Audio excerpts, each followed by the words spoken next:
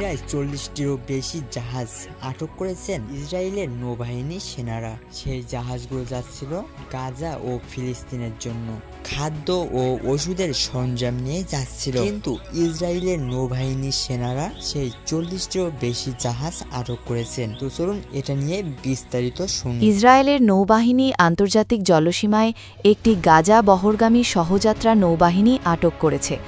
প্রায় 40টি জাহাজে সেনায় অসংখ্য কর্মী ও মানবিক উপকরণ ছিল।